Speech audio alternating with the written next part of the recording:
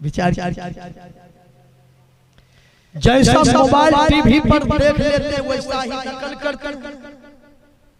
यखा लड़का बाल एहनो कटा ले जे बीचों में छोड़ी दे जे चारों बल्ले जे भैंसी चरी। इसका मतलब है कि शरीर में जोश है लेकिन होश नहीं है। बारात जे जाय छे मार के खाय छे बूढ़ा आदमी की जवान आदमी उन्नत मुंह फूलल है आबे। तो कुछ माँ बहन क्या करती है अलग पठवा पोसे। ई पठवा केकरो मजाल से बेची लेते। ई पठवा बेची के हम सोना के नक मुन्नी लेबे आधा उम्र बीत गेले हम सोना के नक मुन्नी नहीं पिन्हे। अब विचार सोना के नक मुन्नी पिन्हे में पठवा के गल्लो कटबैते मन पठवा के जान जैते तो जैते लेकिन हम सोना के नक मुन्नी पिन्हबे तो समझ जाइए उसी सोना में तो कलयुग का वास हो जाएगा।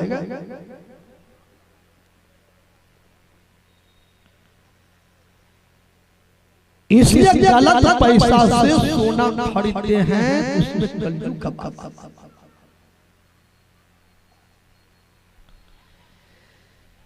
जीवन में चाहिए परिश्रम की रोटी खाना चाहिए। पसीने की रोटी खाकर जीते हैं उन्हें जीना कहते हैं। किसी महिला के फटे आंचल को सीधे उन्हें मौलाना कहते हैं।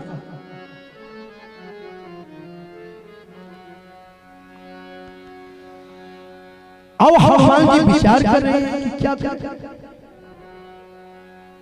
हम क्या देंगे। आशीर्वाद देते हैं कलयुग में तेरा पूजा विशेष होगा हमारा काम होगा जाओ यही आशीर्वाद। आज देखिए जितना बजरंगबली का मंदिर है उतना राम मंदिर नहीं है। चौक चौराहे पर बजरंगबली जब झगड़ा हुआ जमीन कोना पर बजरंगबली जहाँ भूत लागे वही था बजरंगबली। जहाँ गाड़ी एक्सीडेंट हो वहाँ बजरंगबली बन रहा। तो साहब से सेवक बड़ो चारों युग प्रमाण सेतु बांध के राम गए कूद गए हनुमान। विचार आइए हम सुना रहे थे कि हनुमान जी ने कहा हम 100 जोजन समुद्र को लांग करके लंका जाएंगे लेकिन आप लोग कंद मूल फल खा करके यही भजन कीजिए।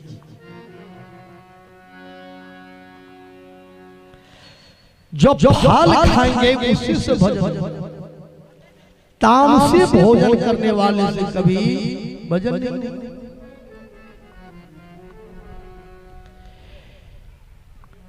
हनुमान जी सिंधु तीर ये भूधर सुंदर कौतुक कुदी चढ़े उताऊ पर। समुद्र के किनारे एक बहुत बड़ा पहाड़ था। उसी पहाड़ पर हनुमान जी चढ़ गए और हनुमान जी पहाड़ पर चढ़ गए। जोर से हनुमान जी ने समुद्र पर छलांग मारा। जय श्री राम। आकाश की छाती को चीरता हुआ हनुमान जी चला। बार बार रघुवीर संहारी तर के वो पवन तने बल भारी। जही शरण दई हम ममता चले सुगा पताल तुरंता। जिमिया मोघ रघुपति कर बाना यही भांति चले हनुमान। जलनिधि रघुपति दूत बिचारी ते मैना कहो ही श्रमहा। सज्जनों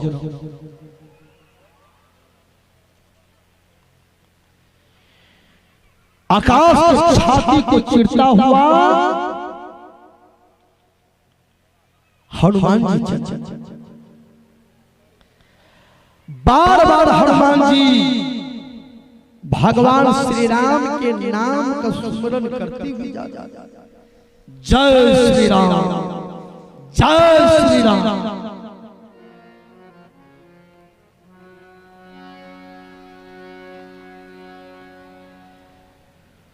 समुद्र ने विचार किया कि हनुमान जी जा रहे हैं, सो जो समुद्र को लांग कर कैसे पार होंगे, कहीं रास्ते में थक नहीं जाए।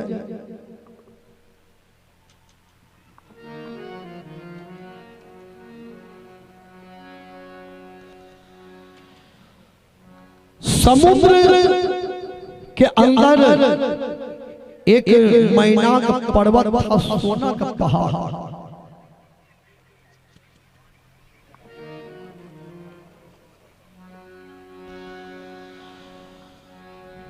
समुद्र ने मैनाक पर्वत से कहा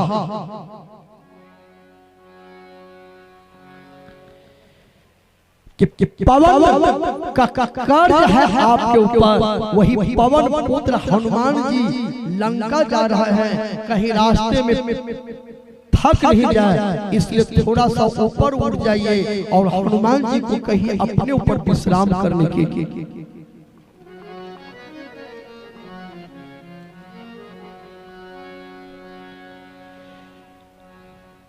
समुद्र से मैनाक पर्वत पहाड़ जो सोना के पहाड़ था। सोने के पहाड़ ने हनुमान जी से कहा, हे हनुमान, सो जो समुद्र को लांग कर लंका जाओगे, थोड़ा देर के लिए मेरे ऊपर बैठ करके विश्राम कर। जल निधि रघुपति दूत बिचारी ते मैनाक होहि श्रम। अब हनुमान जी ने सोचा ये सोना के पहाड़ है, यदि विश्राम करेंगे, विश्राम करने में कहीं नींद आ जाए तो हम तो सो जाएंगे, माता सीता जी का पता तब लगाएंगे।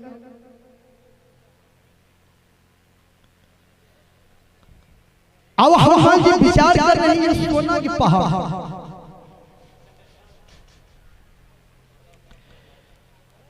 यदि सोना के पहाड़ को हम त्याग देते हैं तो त्याग का भी अहंकार हो जाएगा कि सोना के पहाड़ को हम त्याग दिए हैं, ये भी अहंकार होगा।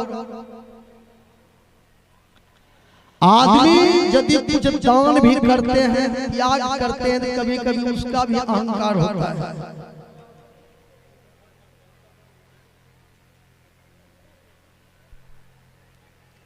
अब हनुमान जी सोच रहे हैं यदि सोना के पहाड़ पर हम विश्राम करते हैं तो माता सीता जी का पता नहीं लगा पाएंगे।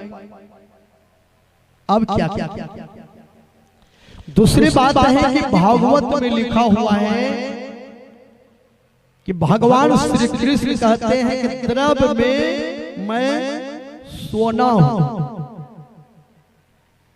उसी भागवत में राजा परीक्षित ने कलयुग को सोना में भी रहने का स्थान दिया है।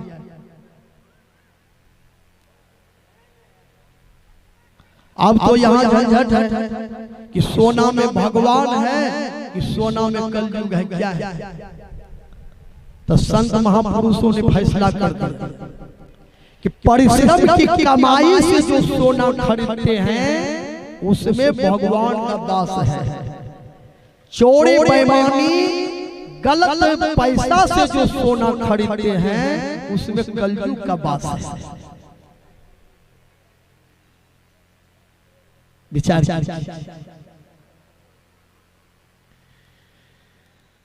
याद रखिए